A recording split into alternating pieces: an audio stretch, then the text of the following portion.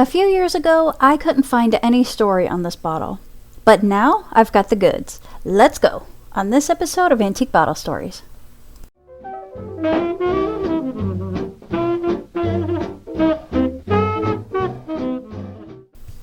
First, let me give you a little bit of background on why I sought out this bottle. Many years ago, while doing some family tree research, I ordered my grandfather's Social Security application. I had this document for many years before my interest in bottles. So one day I came upon it again and I noticed that he actually worked for a Mineral Springs Coca-Cola bottling plant in Humboldt, Iowa in 1951. So I searched on eBay and I was ecstatic to see that there were some bottles that survived, so I immediately bought one. The thought that my grandfather actually could have handled this bottle 70-ish years ago was overwhelmingly exciting. Then, like I always do, I ran to my computer to start finding the story. Well, there wasn't one. It was a big bummer. Nobody had anything written up about it, and at the time, I just put it away and I figured one day I'd try again. So here we are. I thought, you know what? I need to find something because I'm sure there are other collectors out there that would like to know a little something about their bottle. Ancestry helped a little bit on this one, but this time I had to pull out the big guns and I had to get a subscription to newspaperarchives.com. So let's get in this. In 1887, or a couple articles say 1891, ATW Rogers, this is him in this picture, along with a few other guys, one being a G.W. Marsh, had the idea to open a mineral water company because of Humboldt's natural underground spring water. The building was constructed that summer. The plant was called the Mineral Spring Bottling Company, and they bottled flavored mineral water. Here's a newspaper article from a few years later in 1894 stating that the business is, quote, manufacturing or selling cigars, tobacco, and buying and selling of fruit and cider. About 30 men were employed. Apparently there was a depression in 1894 that sent sales down the tubes for about 4 or 5 years.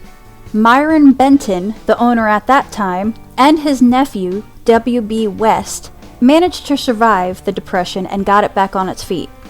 I see a few presidents of the company listed in the city directories on Ancestry.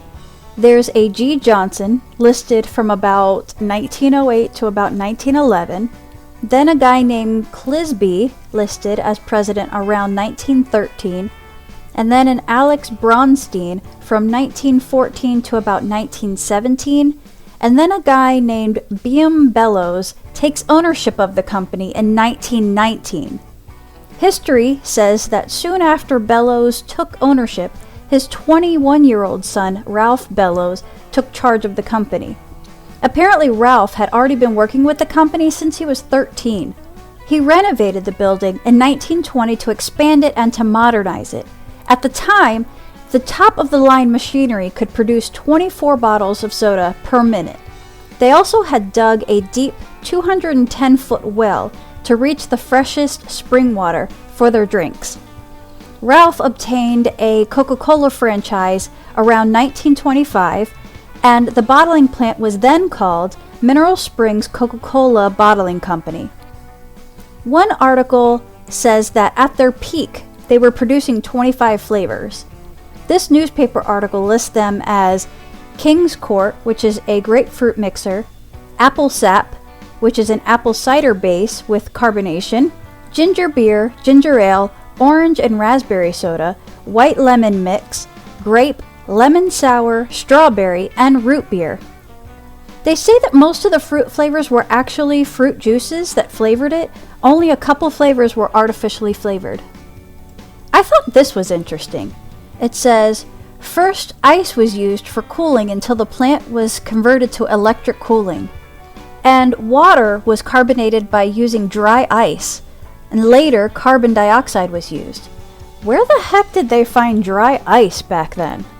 It says soon after they started producing Coca-Cola, they started discontinuing their other flavors, and by 1949, they were only producing Coca-Cola. A 1932 article says, grand opening scheduled for June 11th after several renovations.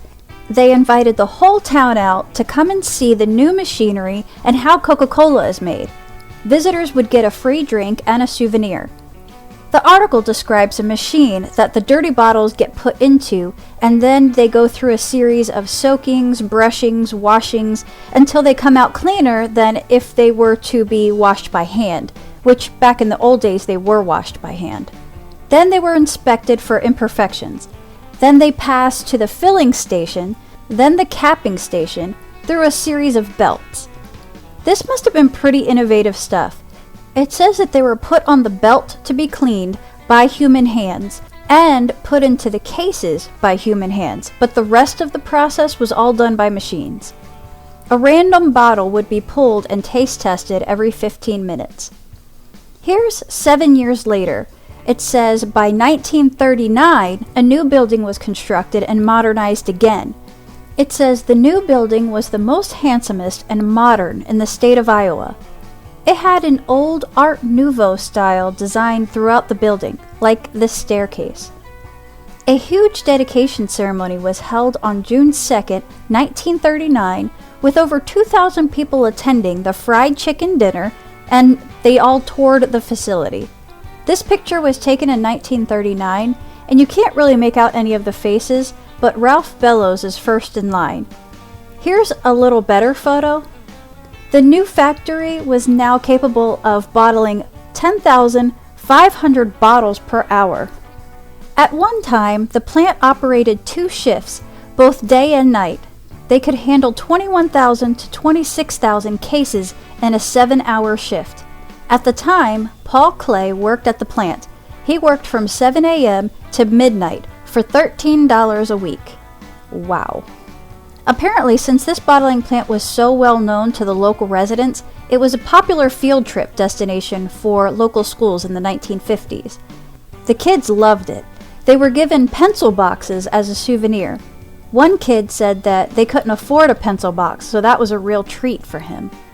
Ralph Bellows ran the company for 40 years until he sold it in 1959 when he was about 61 years old to a company called Tennessee Corporation. A couple years later, in 1964, the Des Moines Coca-Cola Bottling Company purchased the Mineral Springs Bottling Company along with a company called Sundrop Bottling Company, which also was in Humboldt. The businesses were merged into one business, and then less than 2 years after that, by 1966, all the bottling plants in Humboldt were closed down. Ralph Bellows died in August 1966 at age 68 of a heart attack. One of his employees said that he was a real good guy and a good businessman. In the 1970s, the vacant warehouse was bought and used by a stone company. Then in 1980, it was sold to an engineering company. Apparently, the Coca-Cola mosaic in the entryway was still there at that time. By 1991, the building was used for the Humboldt School Administration offices. Today, it's home to the Humboldt Area Art Center. Wow, it's really gone through some changes, hasn't it? I wonder if the Coca-Cola mosaic is still in there today. There are Hutch bottles from Mineral Springs which I would love to get my hands on, but my bottle is stamped 1950. My grandfather worked there for sure in 1951, so he could have actually handled this bottle at some point. So, since I learned that the company stopped bottling other flavors by 1949 and were only bottling Coca-Cola, then this bottle could have only had Coke in it. It has some script ACL, and for those of you who don't know, ACL is Applied Color Label. See, back in the day, most bottles used to have paper labels. Then, about 1936, the technology of this long-lasting, quote, paint that they could use on bottles was used. So it has this pretty script on the front, and it has the ingredients and stuff on the back, and it's got some texture embossed on the top. I did find a few ads in the paper during the 50s. This is the time when Coca-Cola was their main product, so they're all Coke ads. As for my grandpa, well, he died at the age of 48 of cancer. I was only 6, so I didn't get to know him. But He and my grandma are a pretty handsome couple, aren't they? Well, that's it for today. We'll see you next time. Thanks for watching.